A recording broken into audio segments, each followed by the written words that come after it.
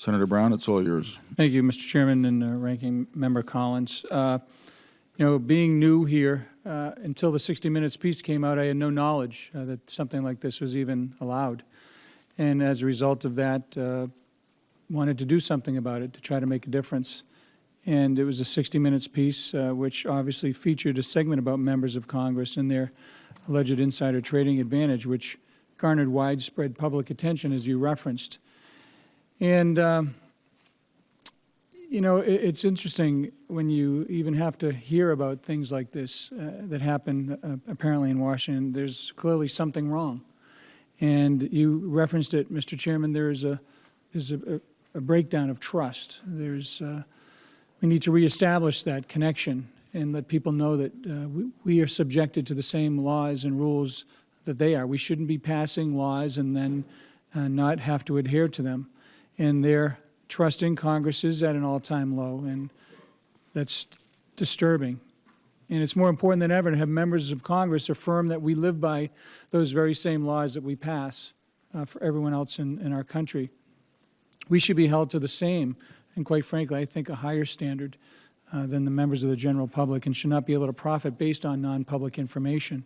That's why I introduced the Stock Act of 2011, obviously, and I greatly appreciate you jumping on it. It doesn't surprise me at all that you would, both of you would move quickly to address something that affects our body in such a dramatic way. This obviously affects members and employees of Congress as well as the executive branch employees from using non-public information obtained through their public service for the purpose of investing or otherwise making personal financial gain.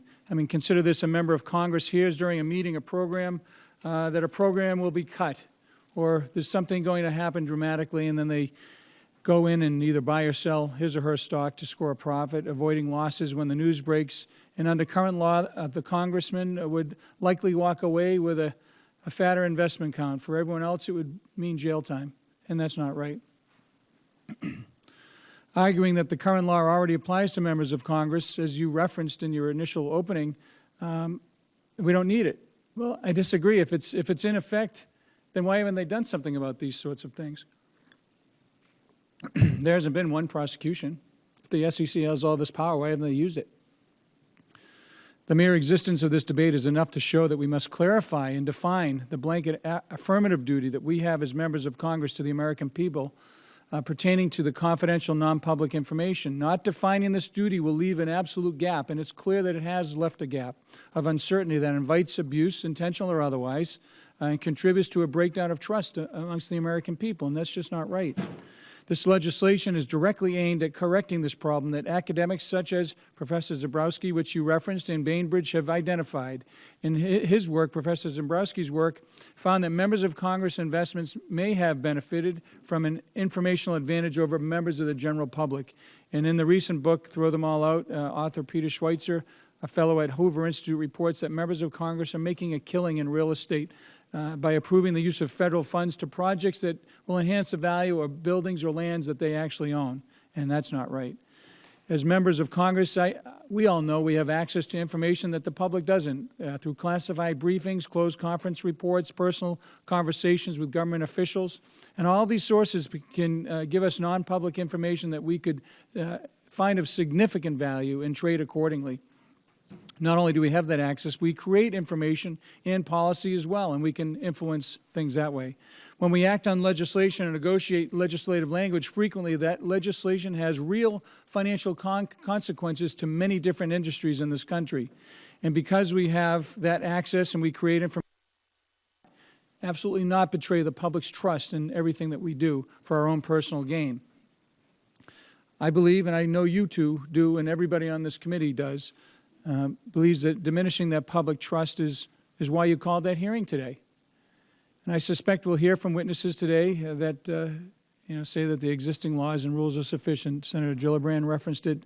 You did, Mr. Chairman, and I respectively disagree. I say, like, really? Then once again, why are we here? Why was the piece run? Why has something not been done? Basic questions. There's been no successful prosecutions of members or their staff, and I believe the uncertainty that exists around the legal framework provides an excuse for enforcement officials and agencies to avoid the politically difficult task of policing Congress, especially when we control the purse strings of many of those agencies. We must absolutely close this loophole.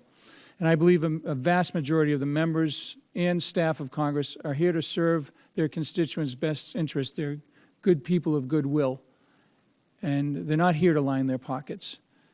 But by explicitly prohibiting the use of material of non-public information for personal gain will vastly increase the transparency that everyone always kind of talks about here, but sometimes it just doesn't get done.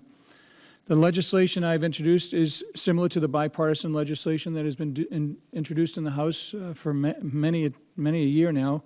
Back in the 109th Congress, I know that Congresswoman Slaughter and Congressman Baird actually filed, and now Congressman Slaughter and Waltz have continued their effort in this regard, and it's getting more and more support. So I want to thank them for their efforts. The media attention has obviously brought a good eye to this, and the American people are watching what we do. They watch more than ever, especially with all the new media opportunities out there. And I'm not afraid of acting in the public's interest, and that's why I introduced this legislation. It's critically needed, and there are differences between our two bills. Mine does not amend the ethics rules, doesn't need a 67-vote threshold, it needs 51 votes. Makes it a lot easier to get it through. We can do the Senate resolution on side by side. I would suggest and request that you take the best of both bills, put them together, have us all join together in a clearly bipartisan, bicameral manner, and get this thing done. The American people deserve it. We'll see if politics will play a role in it or not, and it's up to us. So I look forward to getting on that committee chair right there and asking some questions, so thank you.